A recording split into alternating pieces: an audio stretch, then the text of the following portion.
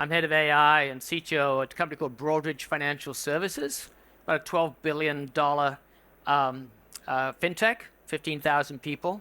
Before I go any further, I must express my deep regret that my co-presenter, Matt Pollard, got called away back to the United States. By show of hands, who came here wanting to see Matt Pollard and only Matt Pollard? I'm sorry. I'll do my very best to live up to him. All the good stuff you hear about, he wrote. All the errors are mine and mine alone. You may not know it, but I actually grew up in Birmingham, and it's great to be back in London. I've been in New York for 30-odd years.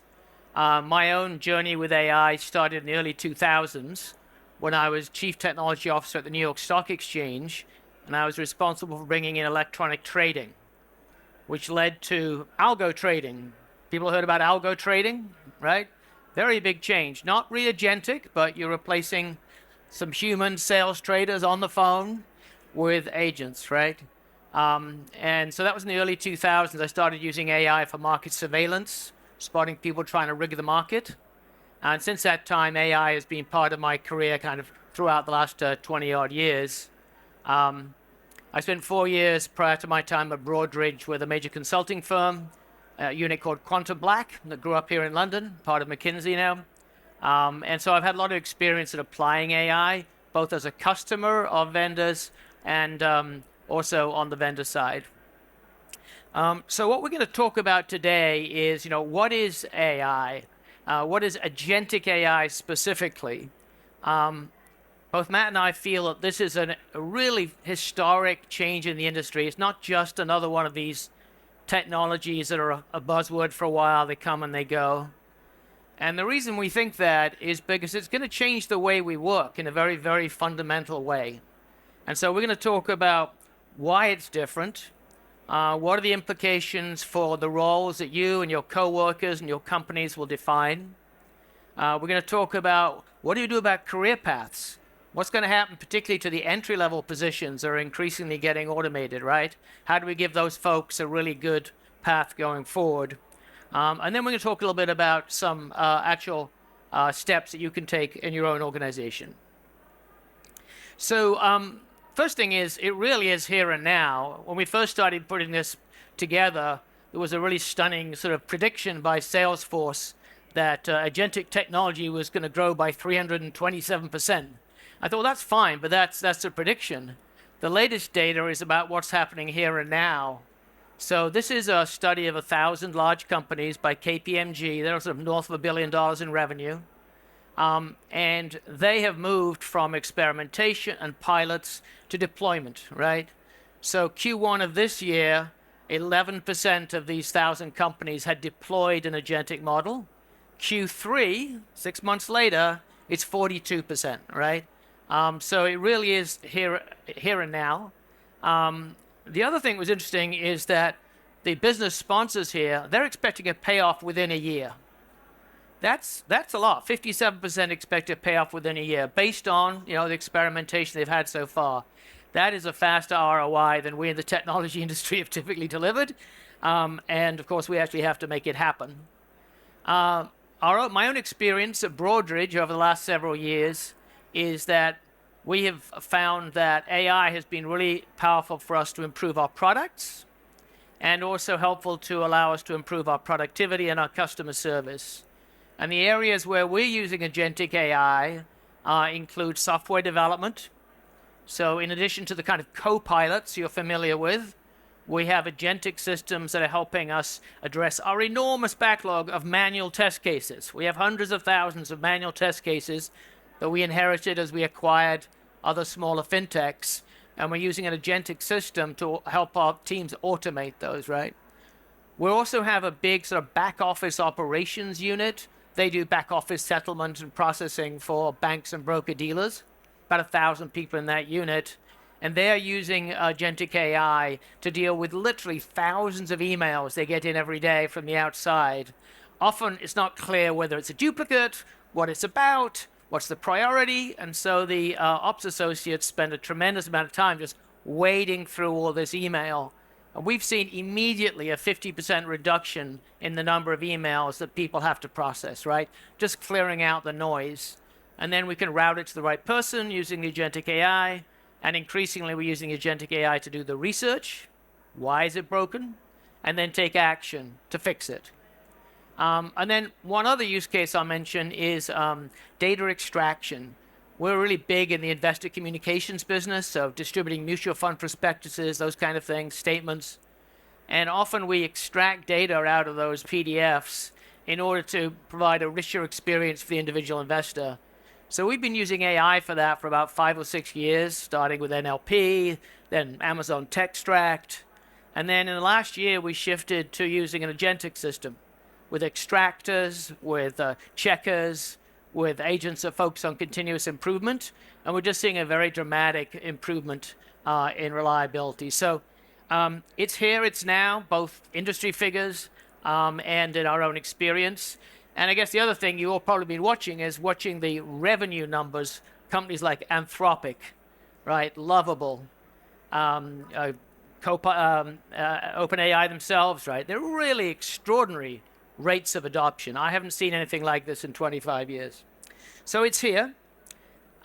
People love to play around with what does AI mean, and I personally think artificial intelligence is a really unhelpful term.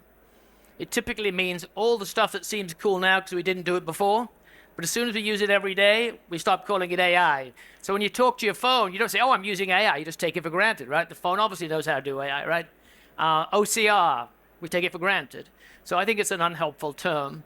But Matt had a bit of fun playing around with this. What we've been working through in the last 3 or 4 years, I would say, is augmented intelligence, right? We have a co-pilot that helps us draft a better email, helps us suggest some code we might do, suggests that we change the tone of some content, creates a better picture for us, right? But what we're going to with Agentic now is a situation where instead of having a co-pilot sitting next to us, we have a team over there.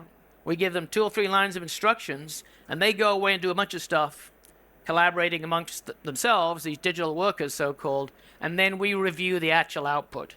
So this is a really, really big change. I think it's, along the lines of the move from horses to automobiles, which some people look as a technology thing.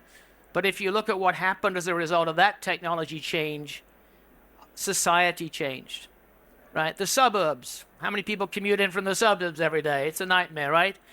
Thank the automobile for that. The United States didn't have any suburbs till the automobile came along. So I really think agentic technology is going to change some big things about our society. And it's going to shorten decision cycles. It's actually going to raise risk quite appreciably, because when you delegate a goal and not just a step-by-step process, you are really much more reliant on that team of agents doing the right thing. And you need to have really smart interaction with humans, the so-called human in the loop, to make sure that we get the right answer. At Broadridge, all of our work, we still have a human in the loop. We're not doing anything where it's just fire and forget.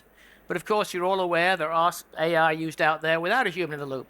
So you might get a loan turned down and you have no human in the loop. Just your FICO score wasn't good enough, right?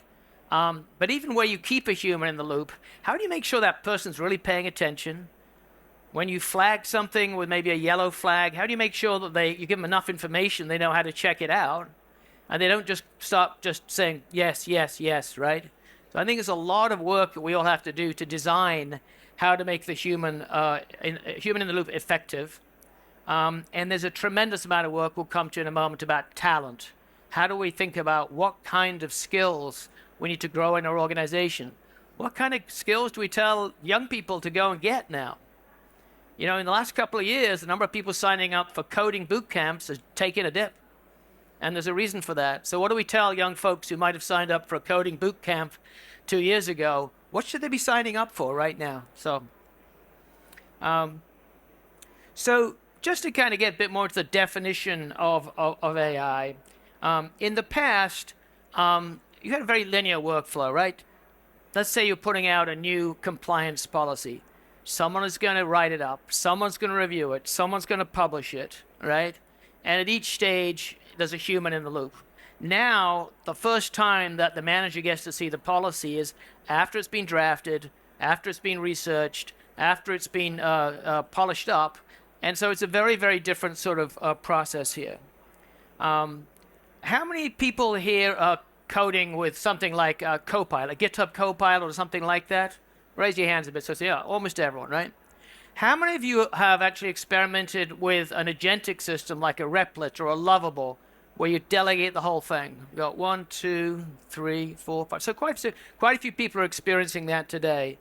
Very, very different experience, right? Very, very different experience. It's very powerful. How do you make sure you still have control? How do you make sure you're getting the experience you want? How do you really QA the thing when it goes away and writes pages and pages and pages of code, right? Oh, cross fingers was the answer down front here. So cross fingers isn't going to quite do it for the long term. You're totally right. I think a lot of people right now are crossing their fingers. But that's the future that we're heading towards. Few examples. In procurement, we have organizations doing the whole procure to pay life cycle, right? Paying bills based on agents who look at an invoice, decide it should be paid, match it up, and then send a payment instruction out. In trading, my own area, we now have not just algos that do trading. We at Broadridge have put out a thing called Algo Copilot, which tells a trader which algo to use and then how to change it. So if you've been told, I want to buy 100,000 shares of NVIDIA, it's 9:30 in the morning, it tells you what the right algo is. Maybe it's a volume-weighted average price. Then by midday, it spots you're not getting very much done. Everyone wants to buy NVIDIA today. It'll say, no, you need to shift to a more aggressive algorithm. You have to pay a bit more, but if you don't shift, you just won't get the job done, right? You won't get it done. So trading is an example. And then one I think is really important is cybersecurity. The bad actors are getting really, really expert with using new technology. And if we wait for humans to react to a cyber alert on a screen, work out what happened, and take action, it's often too late. So people are really using Agentic in that area too. I think we've talked a little bit about this, given a few examples. Let me take a couple of questions. Anyone got a question about what the hell is Agentic AI, or is it all totally obvious and clear to everyone in the room? And Rick's sprinting off to get a microphone. He wasn't expecting me to ask a question now. Any questions or commentary on the definition of this thing? Totally, it's either totally clear or everyone's totally bamboozled. No.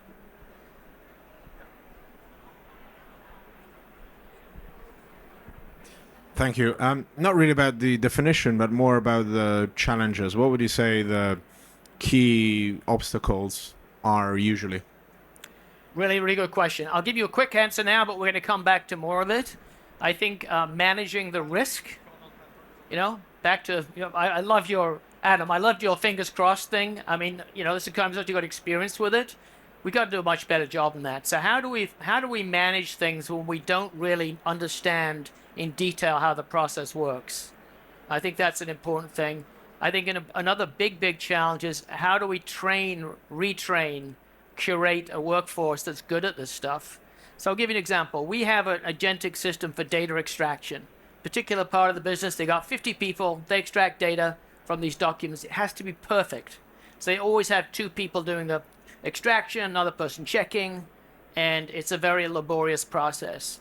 We now have a situation where we're extracting that with an agentic system, and we're basically saying we don't need people who do extraction, but we need even better people to do the checking, right? And we need to give them useful information so that they know when something needs further research, right? So I think that whole area about how do you get the checking and the risk management is really important. The example I gave is pretty benign. It's rather hard to have harm to a human. But what if you're actually making a hiring decision or just deciding who to interview, right? There are a lot of, I see in India, a lot of folks now are using agentic interviewers to actually interview candidates and decide whether they go to the next stage. How do you make sure that that process isn't full of bias, right? Which, as we all know, there's an innate tendency for AI, which learns from society's facts, to be biased. So those would be three big risks. A great question. So we've got a lot of software developers here, so I thought I'd talk a little bit about what is a typical software development team's going to look like. So we've got a young audience here, but some of you may remember back in 2000, Amazon was the player for software development that everyone wanted to emulate. Jeff Bezos famously made everyone start with API, so API first. They had this wonderful approach of you write the press release and you work back to actually define the product. And the thing that most people remember about it is they said, never have a team that's bigger than you could feed with 2 pizzas, right? So that's the team on the left. I had a bit of fun with an AI that went away and built that for me. Took a sentence.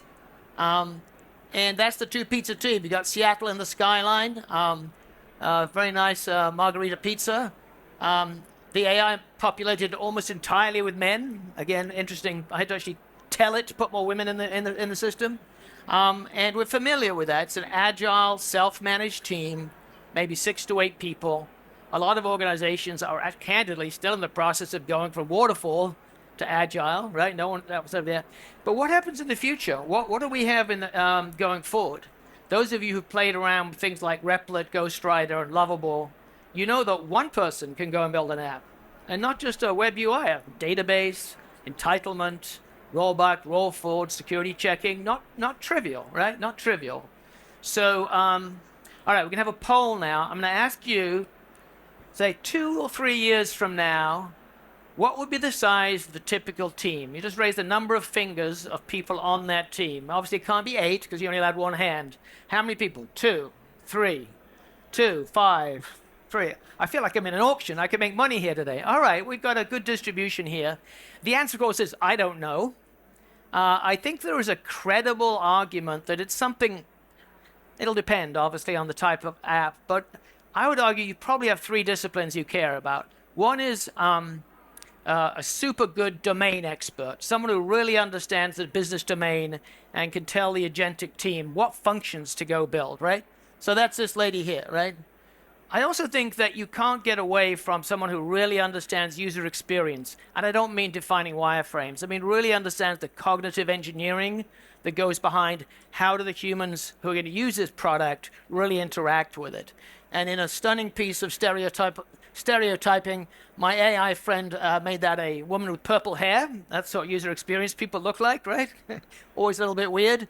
And then the other side of it is, you don't just want it to go and make random choices or even smart choices without context on what technology to use. You're a part of a larger organization. You have certain platforms that you currently have. You have a target state you want to get to. You don't want everyone using different stuff. You want to reuse patterns.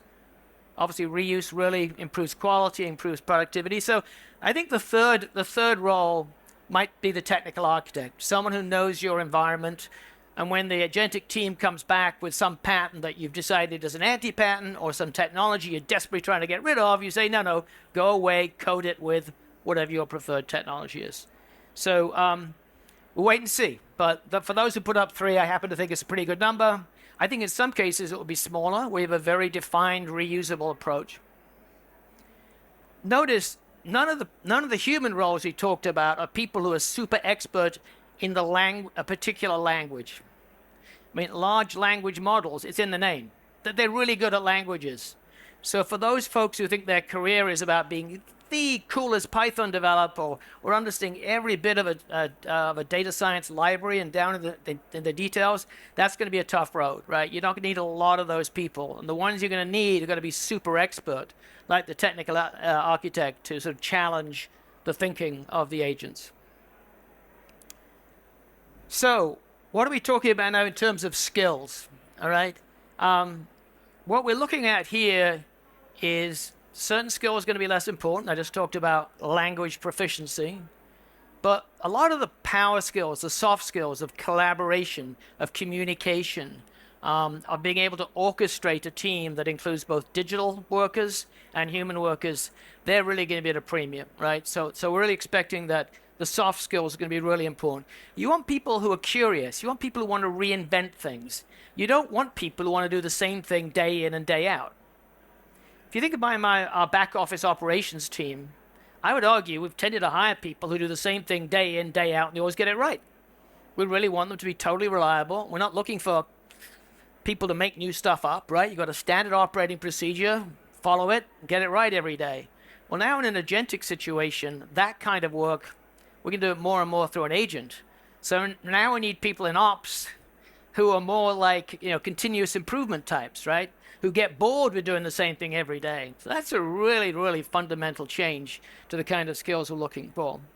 And then I do think hard skills continue to matter, but it's not coding. It may be being really expert at spotting bias in a system, right?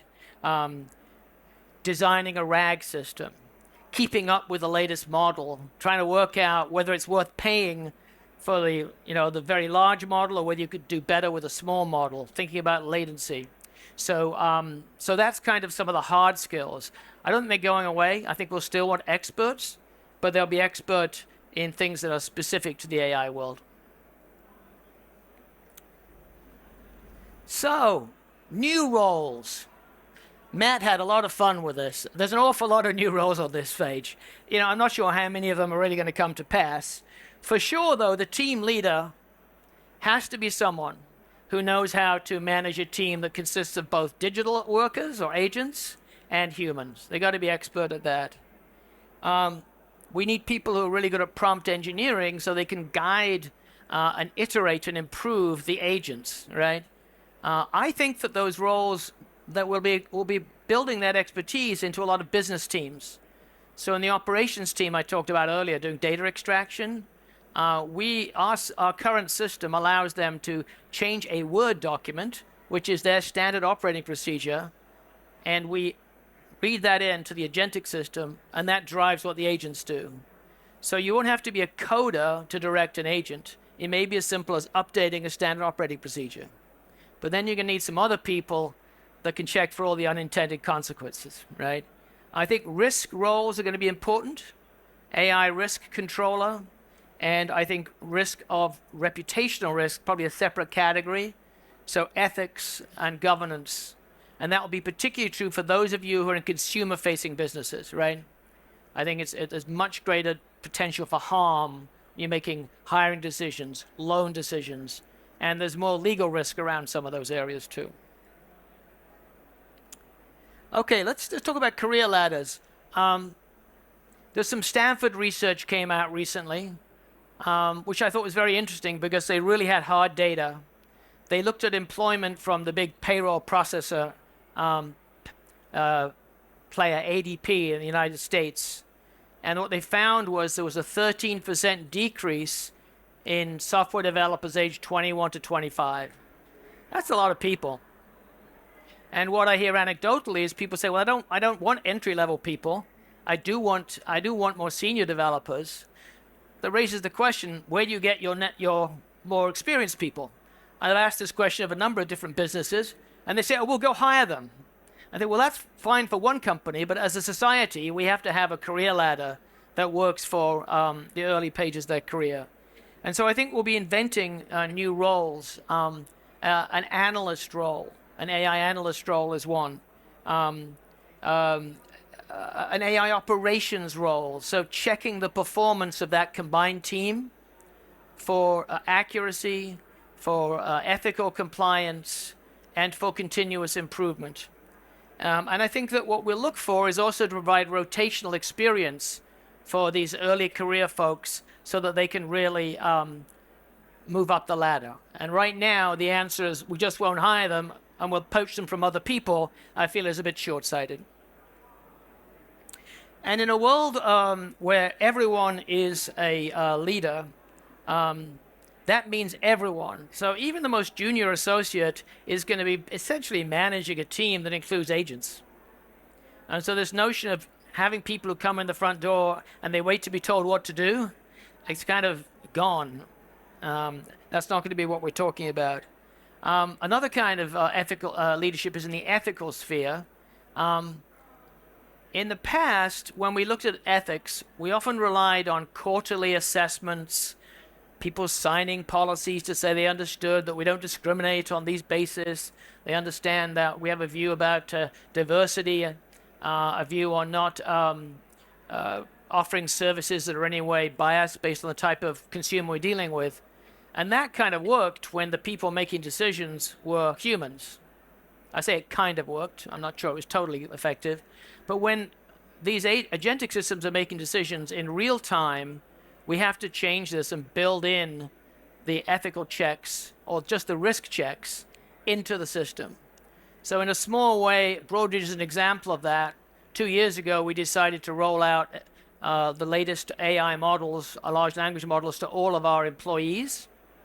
But we did it through a platform that always logged what they were doing, and it would challenge them if they were doing something that looked a bit off. Like if they say, we want to go to OpenAI ChatGPT 4.1, and by the way, I have here's some medical information to go process, we would say, you know what? We don't want your medical information, right?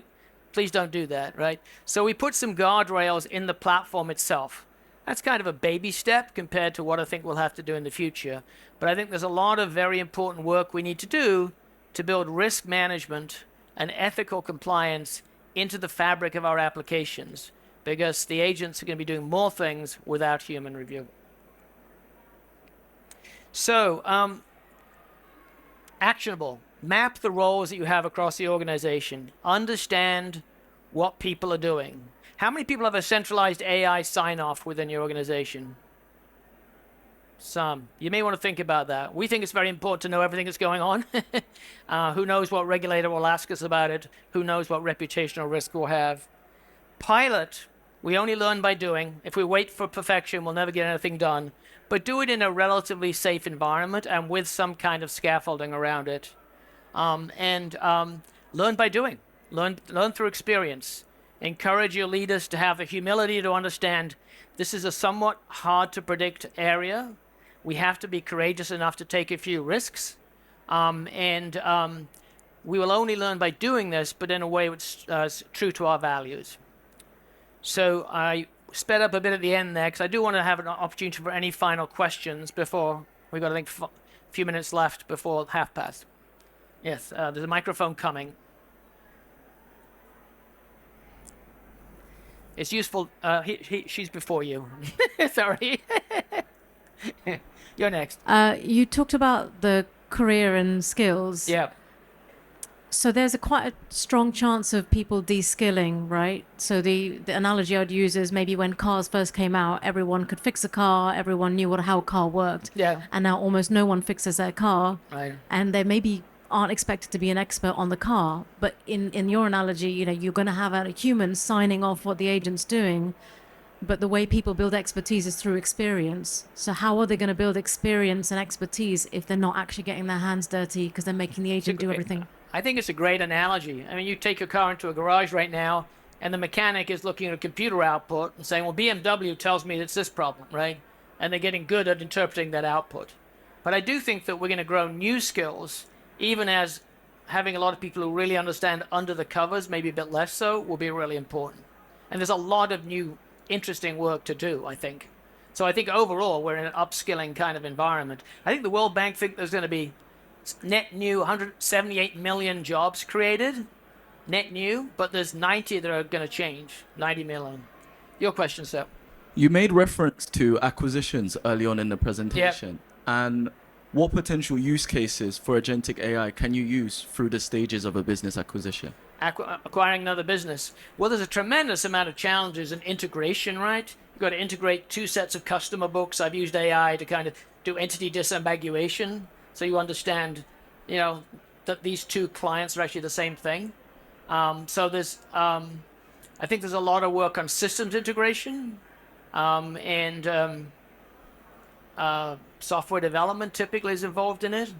But I think it's a lot of things that are just about making the process more reliable and more automated in an acquisition of another company. I think that we are at time, but I'll take another question unless anyone says. 1 minute left, yes. One final question. Question here. Just pass it to your left. Hi. You made a point about the future of teams being, kind of three key people from the two pizza teams, but then in the next breath, kind of mentioned all of these new roles and operations. And, if you think about how software needs to be maintained over time, like patching vulnerabilities and just general oversights, etc. So do you think that, with the kind of rise of more agents comes also more operational roles to then, oversee all of those? I do, and some of the risk analysis ones I talked about are true. And remember, the two pizza team also has people around them, right? There are people maintaining the CI/CD infrastructure. those kind of roles are going to evolve, I think, going forward. Yes. So I think the sort of bottom line is. Are you waiting for the next one? Yeah. I want to thank you for coming. Sorry Matt couldn't be here with me. I'll be around at the back of the room if you have any final questions, but this place runs like a machine, so I don't want to stay more than 10 seconds longer than I should. Thank you for your questions, and thank you for the interaction.